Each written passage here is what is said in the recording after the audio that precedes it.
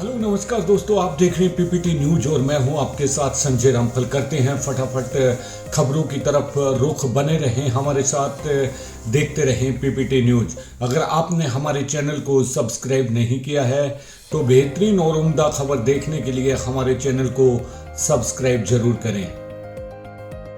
करते हैं हेडलाइन की तरफ एक रुख।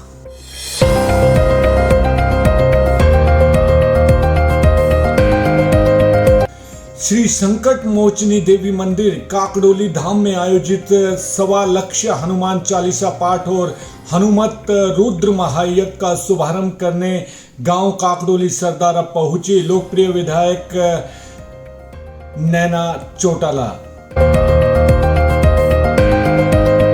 एनजीटी के नियमों में कोताही का कोई स्थान नहीं, शहर सहित ग्रामीण क्षेत्र को भी मिलेगा जल भराव से छुटकारा। सरकार के पास स्वीकृति के लिए भेजा गया मेडिकल कॉलेज की जमीन का मामला।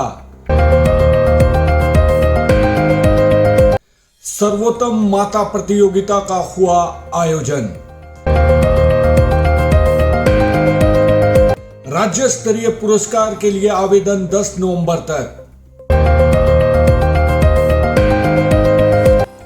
राज्य स्तरीय पुरस्कार के लिए आवेदन 10 नवंबर तक। 10 नवंबर को लगेगा रोजगार मेला। खबर विस्तार से। एनजीटी के नियमों में कोताही का कोई स्थान नहीं। प्रदूषण नियंत्रण को लेकर एनजीटी द्वारा जारी सभी दिशा निर्देश पूरी तरह से स्पष्ट हैं और इस मामले में कोताही की कोई जगह नहीं है। प्रदूषण नियंत्रण के मामले में दोषी पाए जाने वाले पर एनजीटी के कानून के अनुसार सख्त कार्यवाही हो सकती है। उपायुक्त मनदीप कौर ने प्रदूषण नियंत्रण को लेकर एनजीटी द्वारा जारी दिशा निर्देशों की जानकारी देते हुए बताया कि बढ़ते प्रदूषण के चलते दिल्ली में ग्रेप 4 के नियमों के तहत कई प्रकार की पाबंदियां लागू हो गई हैं।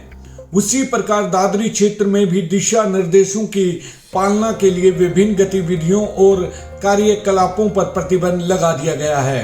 उन्होंने कहा कि एनजीटी द्वारा प्रदूषण नियंत्रण को लेकर जारी निर्देश पूरी तरह से स्पष्ट हैं और इन निर्देशों का पालन करना सभी के लिए जरूरी है। विभिन्न संबंधित विभागों को इन नियमों की अनुपालना करवानी है। इन निर्देशों को लेकर किसी भी प्रकार की कोताही नहीं की जा सकती। मामले में दोषी के खिलाफ सख्त कानूनी कार्रवाई भी हो सकती है। उपायुक्त मनदीप कौर ने कहा कि धीरे धीरे वातावरण कुछ ठीक हो रहा है। जहां 2 दिन पहले वायु गुणवत्ता 380 थी, वो कल यानी 7 नवंबर को 316 पर आ गई थी। लेकिन हवा के रुख में बदलाव के चलते दादरी सहित कई स्थानों में वायु गुणवत्ता में फिर से गिरावट आई है, जिसमें कल तक दोबारा सुधार की उम्मीद है। उपायुक्त मनदीप कौर ने बताया कि जिले में प्रदूषण नियंत्रण से संबंधित आदेशों की अनुपालना सुनिश्चित करवाने के लिए टास्क फोर्स भी बनाई गई है और जरूरत के अनुसार विभिन्न स्थानों पर पानी का छिड़काव भी करवाया जा रहा है। टास्क फोर्स के माध्यम से नियमों का उल्लंघन करने पर कुछ एफआईआर भी दर्ज करवाई जा रही हैं।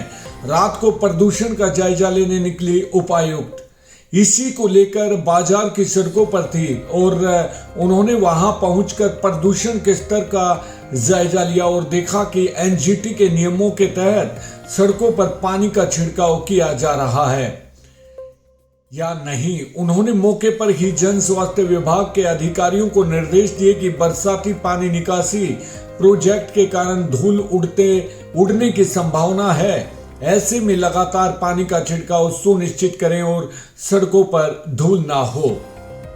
शहर सहित ग्रामीण क्षेत्र को भी मिलेगा जल भराव से छुटकारा। जी हां, शहर सहित जिले के ग्रामीण क्षेत्रों में जल भराव की समस्या के स्थायी समाधान के लिए परियोजनाओं पर काम शुरू कर दिया गया है। जहां दादरी शहर में बरसाती पानी निकासी का कार्य अंतिम चरण में है, वहीं ग्रामीण क्षेत्र में भी लगभग 21 करोड़ रुपए की परियोजना तैयार की गई है। उपायुक्त मनदीप कौर ने बताया कि दादरी शहर सहित जिले के कई गांव में जल भराव की पुरानी समस्या है। जिले के शहरी व ग्रामीण क्षेत्र को जल भराव की समस्या का स्थायी तौर पर छुटकारा दिलाने के लिए योजनाबद्ध तरीके से काम किया जा रहा है। दादरी शहर में बरसाती पानी निकासी व्यवस्था करने को काम अंतिम चरण में है और प्रदूषण नियंत्रण के नियमों को देखते हुए इसके दिसंबर माह में पूरा होने की उम्मीद है।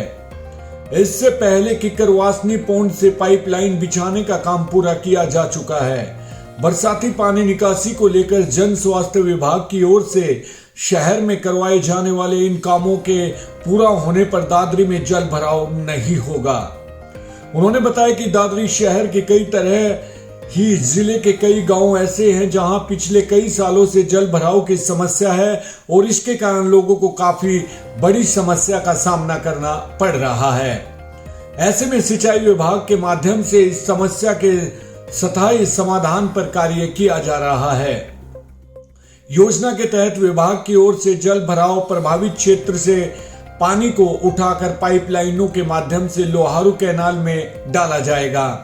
इससे लगभग 4000 एकड़ क्षेत्र में जल भराव की समस्या से निजात मिलेगी।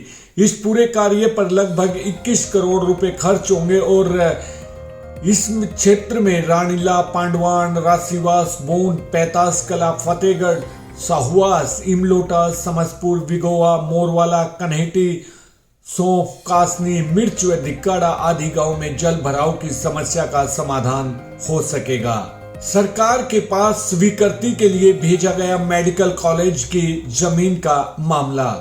जी हां, आपको जानकारी के लिए बता दें कि जिले में मेडिकल कॉलेज निर्माण के लिए जमीन चिन्हित करके प्रस्ताव स्वीकृति के लिए भेज दिया गया है। घसोला गांव की लगभग 50 एकड़ जमीन को मेडिकल कॉलेज विकसित करने के लिए प्रशासन की ओर से चिन्हित किया गया है। इसके अलावा राजकीय महाविद्यालय के लिए भी जमीन चिन्हित कर प्रस्ताव भेजा जा रहा है। उपायुक्त मनदीप कौर ने बताया कि मुख्यमंत्री श्री मनोहर लाल की घोषणा के अनुसार जिले में एक मेडिकल कॉलेज खोला जाना है, जिसके लिए लंबे समय से जमीन चिन्हित करने का कार्य किया जा रहा था। अब प्रशासन की ओर से घसोला गांव की लगभग 50 एकड़ जमीन को चिन्हित करके स्वीकृति के लिए प्रस्ताव सरकार को भेज दिया गया है। इसी प्रकार जिला कारागार के लिए भी 57 एकड़ भूमि के प्रस्ताव की अनुमति के लिए सरकार को भेजा जा चुका है। उपायुक्त मनदीप कौर ने बताया कि प्रशासन की ओर से लंबे समय से लंबित पड़े कई बड़े प्रोजेक्ट को सिरे चढ़ाने की योजना पर काम किया जा रहा है। नए लघु सचिवालय का कार्य भी तेजी से हो रहा है। उन्होंने जिले की तैयारी विभिन्न प्रोजेक्ट के बारे में बताया कि न्यायिक परिसर निर्माण को लेकर जमीन स्थानांतरित करने के लिए सभी औपचारिकताएं भी पूरी कर ली गई हैं। निर्माणाधीन लघु सचिवालय के पास ही लगभग 24 एकड़ भूमि में न्यायिक परिसर का निर्माण होना है। इसके अलावा मुख्यमंत्री की हर जिला मुख्यालय पर सरकार कॉलेज की घोषणा के अनुसार प्रशासन की ओर से भूमि का प्रस्ताव सरकार को भेजा जा रहा है। इसके लिए नई अनाज मंडी के साथ लगती लगभग 10 एकड़ जमीन को चिन्हित किया गया है। सर्वोत्तम माता प्रतियोगिता का हुआ आयोजन। जी हां, महिला एवं विकास विभाग द्वारा खंड स्तरीय सर्वोत्तम माता प्रतियोगिता का आयोजन किया गया।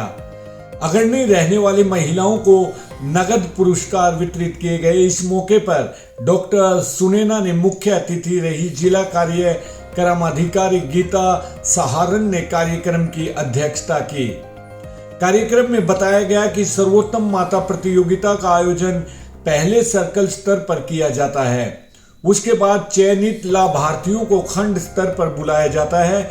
इस प्रतियोगिता में खंड दादरी प्रथम में कुल 27 लाभार्थियों को व खंड दादरी 2 से कुल 24 लाभार्थियों को बुलाया गया, जिनका चयन सर्कल स्तर पर प्रथम, द्वितीय और तृतीय स्थान पर हुआ था। सर्किल स्तर पर प्रथम व द्वितीय व तृतीय आने वाली महिलाओं को 2,1200 व 800 रुपए की राशि डीपीटी के माध्यम से दी जाती है तथा खंड स्तर पर प्रथम, द्वितीय व तृतीय स्थान प्राप्त करने वाली महिलाओं को 4,000, 3,000 व 2,000 रुपए की राशि डीपीटी के माध्यम से दी जाती है। अतिथियों ने बताया कि 6 महीने तक केवल मां का दूध व कम से कम 2 साल तक स्तनपान करवाने व 2 बच्चों के बीच में कम से कम 3 साल का अंतर होना माता व शिशु दोनों के लिए फायदेमंद होता है। इस दौरान खंड दादरी प्रथम स्थान बोनकला की रितु, दूसरा स्थान जयश्री की मधु व तीसरा स्थान रणकोली की रितु ने प्राप्त किया। इसी तरह से खंड दादरी द्वितीय से प्रथम स्थान अनुराधा गांव ब्रिहकला, दूसरा स्थान पिंकी गांव चरखी व तीसरा स्थान सुलोचना गांव चांगरोड ने प्राप्त किया। कार्यक्रम के दौरान कुल 150 प्रतिभागियों ने हिस्सेदारी ली। इस दौरान सर्कल सुपरवाइजर छोटन देवी, पायल, संतोष, सुमनलता, ओमपति, पूनम तथा सभी आंगनबाड़ी कार्यकर्ता भी उपस्थित रही। राज्य स्तरीय पुरस्कार के लिए आप आवेदन 10 नवंबर तक कर सकते हैं। हरियाणा सरकार द्वारा सामाजिक न्याय एवं अधिकारिता विभाग के माध्यम से वरिष्ठ नागरिक, सर्वश्रेष्ठ ग्राम पंचायत व सर्वश्रेष्ठ एनजीओ को राज्य स्तरीय पुरस्कार दिया जाता है। इसके लिए 10 नवंबर तक ऑनलाइन आवेदन किए जा सकते हैं। जिला समाज कल्याण अधिकारी ओम प्रकाश ने बताया कि सरकार की ओर से दिए जाने वाले इन पुरस्कारों में वरिष्ठ नागरिक, सर्वश्रेष्ठ ग्राम पंचायत व सर्वश्रेष्ठ एनजीओ को शामिल किया जाता है और 20,000 रुपए से लेकर 1 लाख रुपए तक का पुरस्कार दिया जाता है। इसके लिए आवेदन की अंतिम तिथि 10 नवंबर है और awards.gov.in पर ऑनलाइन आवेदन किए जा सकते हैं। 10 नवंबर को लगेगा रोजगार मेला। जानकारी के लिए आपको बता दें कि 10वीं से स्नातक स्तर के युवाओं के लिए आगामी 10 नवंबर को रोजगार कार्यालय में रोजगार मेले का आयोजन किया जा रहा है।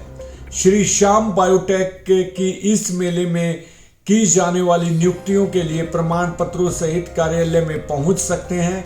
जिला रोजगार अधिकारी शशि आर्य ने बताया कि जिला रोजगार कार्यालय द्वारा 10 नवंबर को कार्यालय परिसर रोजगार में मेले का आयोजन करने जा रही है। इस मेले में भाग लेने वाले प्रार्थियों की योग्यता मैट्रिक से स्नातक स्तर तक है, जिसमें आयु सीमा 18 से 50 वर्ष है। शिक्षित युवा अपने शैक्षणिक प्रमाण पत्र व बायोडाटा बनाकर लाएं। यह मेला 10 नवंबर को सुबह 10 बजे शुरू होगा। श्री श्याम बायोटेक अपनी रिक्तियों के साथ रोजगार के अवसर भी देगी। जिन प्रार्थियों का रोजगार कार्यालय में पंजीकरण नहीं है, वो प्रार्थी रोजगार विभाग की वेबसाइट पर पंजीकरण करवाकर रोजगार मेले में भाग ले सकते हैं। श्री संकट मोचनी देवी मंदिर काकड़ोली धाम में आयोजित 1.25 लक्ष हनुमान चालीसा पाठ और हनुमत रुद्र महायज्ञ का शुभारंभ करने गांव काकड़ोली सरदारा पहुंचे लोकप्रिय विधायक नैना चौटाला। जानकारी के लिए आपको बता दें कि ब्रह्मालीन महामंडलेश्वर भगवान दास परमहंस जी की समाधि पर उन्होंने नमन किया। नैना सिंह चौटाला ने श्री संकट मोचनी देवी मंदिर परिसर में हाल के निर्माण के लिए अपने निजी कोष से 11 लाख रुपए देने की घोषणा की और वहां पर आए हुए लोगों ने नैना चौटाला जी का शॉल उठाकर उनका स्वागत किया। तो दोस्तों, ये थी चरखी दादरी की अहम खबर और हम वो ही खबर आपके पास लेकर आते हैं जो खबरें पुख्ता होती हैं, ताकि लोगों को इन खबरों से कोई फायदा मिल सके, उनका सरोकार हो सके। फिर मिलते हैं कल इसी समय और खबरों के साथ। तब तक संजय रामपुर को दीजिए इजाजत। नमस्कार।